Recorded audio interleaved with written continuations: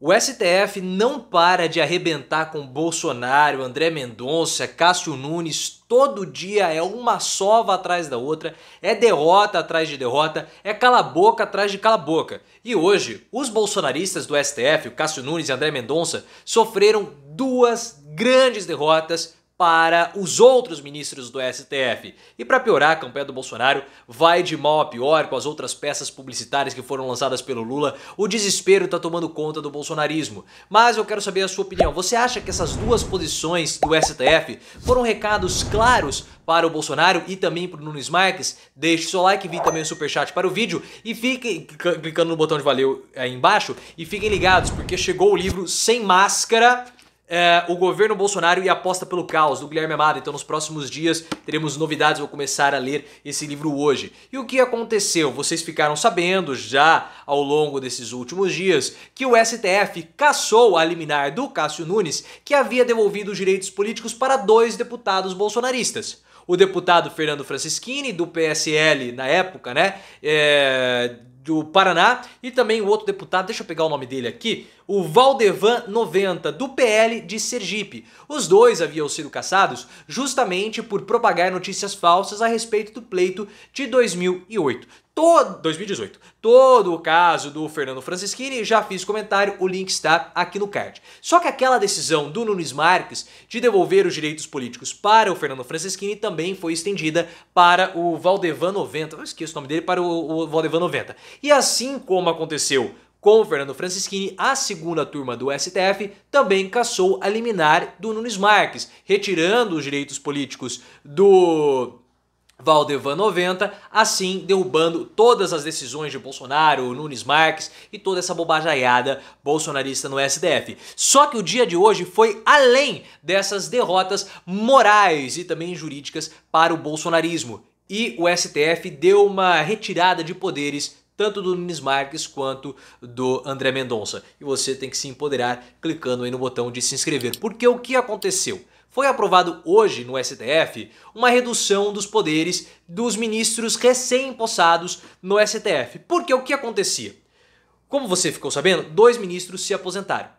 E aí, dois novos ministros tomaram os lugares, o Nunes Marques e o André Mendonça, ministros bolsonaristas.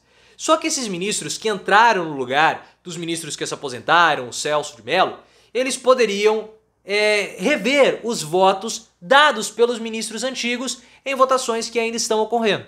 Então vamos supor que o Celso de Mello tenha dado um parecer positivo e o Cássio Nunes assumiu o lugar do Celso de Mello. Ele falou assim, não, eu quero rever minha posição, então ele pode reverter o voto. Agora isso não pode mais acontecer. O voto dos ministros que foram definidos lá atrás, antes da aposentadoria, permanecem agora. Então isso reduz o poder dos ministros bolsonaristas. Claro que foi uma manobra por parte dos ministros do STF para dar uma acalmada nos ministros bolsonaristas. Porque, poxa, eles só estão fazendo bolsonarices lá no STF, prejudicando algumas votações, como essa decisão do Nunes Marques, simplesmente patética, ridícula, de devolver os direitos políticos para esses dois parlamentares. Só que o caso do Valdevan 90 é diferente do caso do Fernando Francischini, e eu vou explicar pra você, mas você tem que se inscrever no canal, então se inscreva imediatamente. O caso do Fernando Francischini, ele é diferente porque o Bolsonaro fez exatamente a mesma coisa que o Fernando Francischini fez em 2018. Porque o Fernando Francischini começou a falar na época que as urnas estavam fraudadas, que a pessoa apertava o 1 e já aparecia o 13 e não dava nem tempo de apertar o 17. E ó, pessoal, cá entre nós aqui, eu já tô cantando essa bola já tem alguns meses. O que vai ter de bolsonarista falando que as urnas estavam com problemas esse ano não vai estar no gibi. Porque eles vão apertar 17 achando que o número do Bolsonaro é 17, só que o número do Bolsonaro é 22. Eles vão falar, tô apertando aqui o número do Bolsonaro, tá aparecendo o rosto do presidente, tá dando nulo. Claro, sua besta, você tá apertando 17, o número do Bolsonaro é 22. Então vai dar esse problema, nós vamos ter essas acusações. Só que o Bolsonaro, ele fez a mesma coisa que o Fernando Francischini fez no passado. Então há um risco do Bolsonaro de ter o registro dele cassado. Isso não vai acontecer, mas o Bolsonaro fica batendo no peito que ele vai, vamos caçar, quero caçar. Ele bateu boca com o Xandão, já fiz vídeo falando sobre isso, não vale nem a pena nós darmos prosseguimento nessa história, mas o link tá aqui se você tiver mais interesses em ver esse bate-boca do Bolsonaro com o Alexandre de Moraes, tá? Mas o que o Bolsonaro ele foi muito derrotado hoje foi justamente por essas duas decisões do STF, porque isso enfraquece ainda mais o apoio que o Bolsonaro precisa ter para escapar da prisão. Porque vocês sabem que o Bolsonaro ele já desistiu do pleito.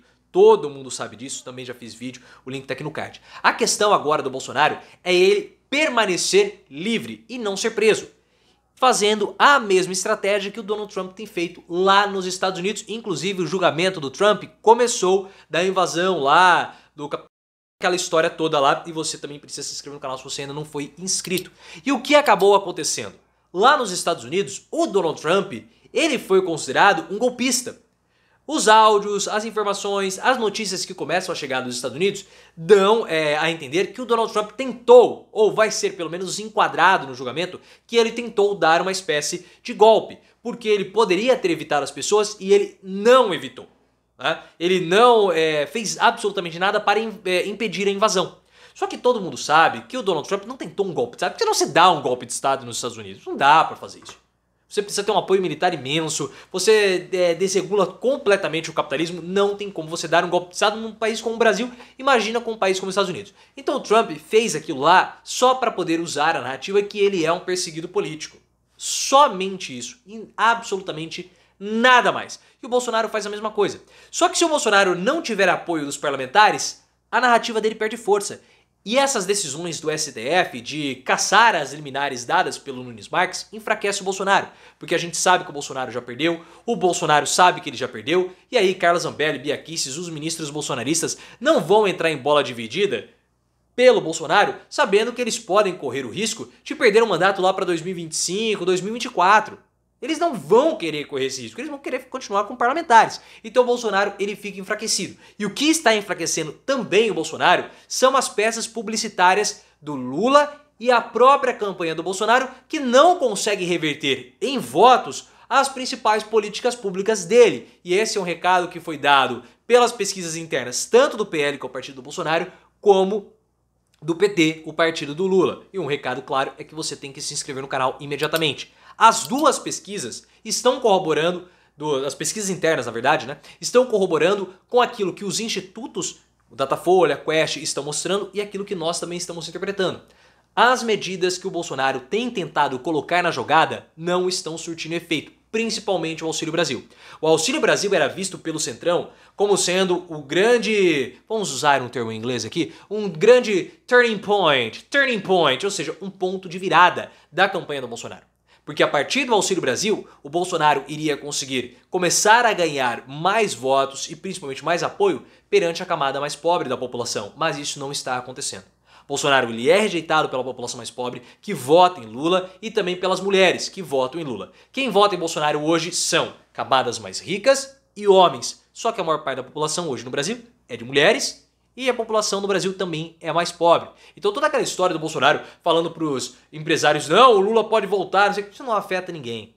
Não afeta ninguém. Porque mesmo que os empresários tenham algum tipo de temor, a população brasileira que apoia o Bolsonaro hoje, da camada mais rica, é muito, mas muito diminuta. E isso tem causado muito receio no Arthur Lira e também no Centrão, como o Lira já começou a dar recados para o Bolsonaro, enquanto eu arrumo meu cabelinho, o link também tá aqui no card. Recados com a possibilidade de abandono. E você não pode me abandonar, você tem, claro, se inscrever no canal. E o Lula sabe disso e já começou com uma campanha muito pesada nas costas do Bolsonaro. Uma peça publicitária lançada hoje, inclusive. O que o Lula fez? O Lula tem comparado, feito aquilo que nós fazíamos, e é muito básico isso, né? Não precisa nem pagar o marqueteiro.